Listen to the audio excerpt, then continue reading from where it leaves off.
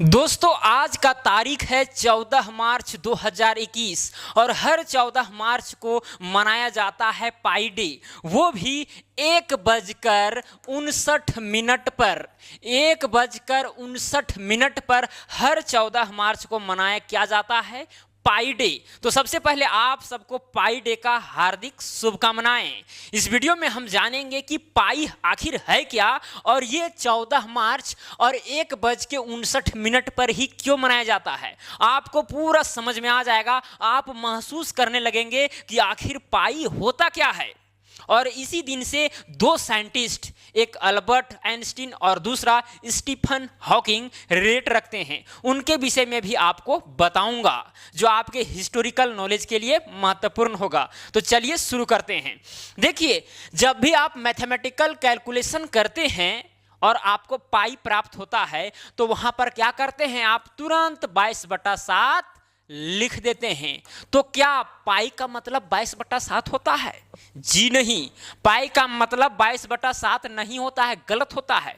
तो आप कहेंगे तो फिर हम पाई के जगह पर 22/7 का प्रयोग क्यों करते हैं? देखिए, प्रयोग इसलिए कर रहे हैं क्योंकि पाई का एक एप्रोक्सीमेट वैल्यू है 22/7, एग्जैक्ट वैल्यू नहीं है।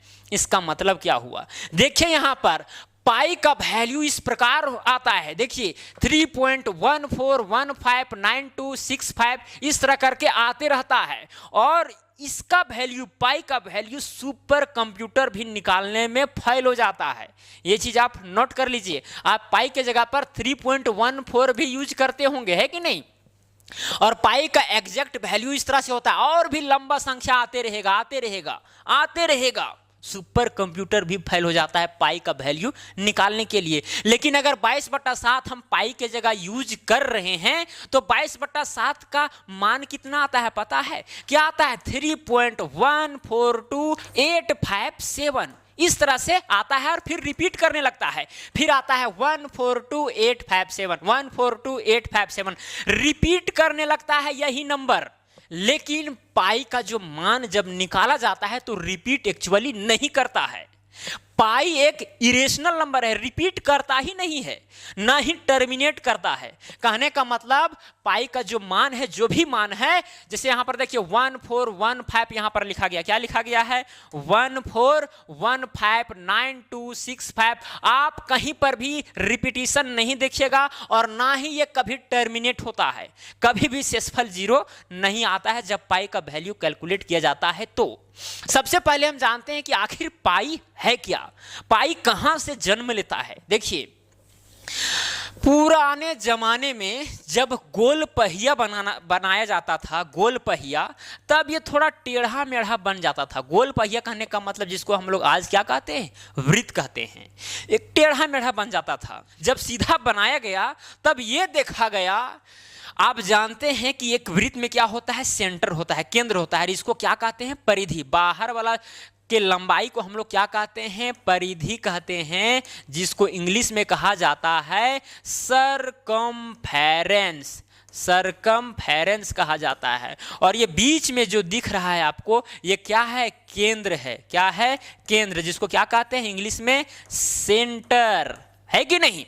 अब देखिए होता क्या है, पाई का मान जो है या फिर पाई जर्मिनेट कैसे होता है। हर वृत्त में क्या होगा, ये जो परिधि आपको दिख रहा है, परिधि जो भी हो, समझिए इसका परिधि जो है वो है सी, और इसका जो व्यास है, व्यास आप जानते होंगे कि त्रिज्या का दोगुनी दूरी को हम लोग क्या कहते हैं, व्यास कहते हैं। तो इसका व्यास है यहां से लेकर यहां तक का लंबाई, उसको हम मान लेते हैं कि d है। तो ये देखा गया कि हर वृत्त में c/d का जो मान होता है वो क्या होता है, सेम होता है। चाहे वह वृत्त बड़ा हो या छोटा हो, उससे कोई फर्क नहीं पड़ता, हमेशा c/d का मान क्या रहता है, सेम रहता है, कांस्टेंट रहता है। क्या रहता है?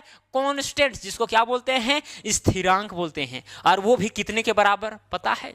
लगभग 22/7 के बराबर। आप जो भी वृत्त बनाएंगे, जो भी वृत्त, हमेशा इसका जो भी सरकमफेरेंस होगा, परिधि होगा, और उसको आप यदि डायमीटर से डिवाइड करते हैं तो 22/7 के लगभग ही आएगा। एकदम करेक्ट। आप इसको परीक्षण करके भी देख सकते हैं। चलिए आपको समझाने का हम प्रयास करते हैं। देखिए सपोज कीजिए यहां पर हम कुछ वृत्त बनाते हैं। क्या बनाते हैं? कुछ वृत्त बनाते हैं। जल्दी से देखिए यहां पर हमने 3 वृत्त बनाया है। यदि आप 7 सेंटीमीटर, समझिए सब सेंटीमीटर में दिया गया है, सब जो लंबाई है सेंटीमीटर में दिया गया है। यदि 7 सेंटीमीटर व्यास वाला अगर हम कोई वृत्त बनाते हैं तो उसका गारंटी है कि सरकमफेरेंस कितना आएगा? 22 सेंटीमीटर आएगा। एग्जैक्ट नहीं आएगा लेकिन 22 सेंटीमीटर के काफी करीब आएगा।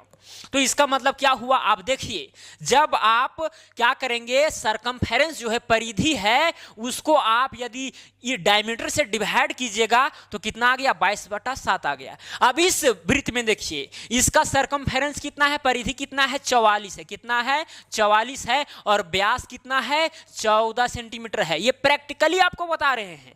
यदि आप 14 सेंटीमीटर व्यास वाला कोई वृत्त खींचते हैं तो सरकमफेरेंस गारंटी है कि 44 सेंटीमीटर आएगा। तो देखिए यहां पर 44/14 हो गया। अब इसको काटिए, 2 सती 14, 22 दूना 44, तो कितना आ गया? 22/7 यहां पर भी आ गया। अब यहां पर भी देखिए वही हाल है। 21 सेंटीमीटर का एक डायमीटर है तो यहां पर क्या हो जाएगा? परिधि 66 सेंटीमीटर का हो जाएगा। तब यहां पर क्या हो जाएगा? 66/21। अब इसको काटिए, 3 सत्ते 21 और 3 दूना 6, 3 दूना 6, कितना आ गया? 22/7 आ गया। तो ये देखा गया हर वृत्त, चाहे यहां पर हम ले लिए हैं 7 का मल्टीपल, 7, 14, 21, कोई जरूरी नहीं किसी का भी मल्टीपल हो, कोई भी व्यास हो, कोई भी व्यास, हमेशा उसका जो सरकमफेरेंस होगा उसी के प्रोपोर्शनल आएगा जिस तरह से यहां पर आ रहा है। यानी कि सरकमफेरेंस को यदि आप डायमीटर से डिवाइड कीजिएगा तो वो गारंटी है कि 22/7 आएगा हर वृत्त में। ये आप परीक्षण करके अपने घर में भी देख सकते हैं। चलिए आपको ये सारी चीजें समझ में आ गया होगा कि क्या होता है। पाई बराबर में होता है सरकमफेरेंस, पाई बराबर में होता है सरकमफेरेंस डिवाइडेड बाय डायमीटर।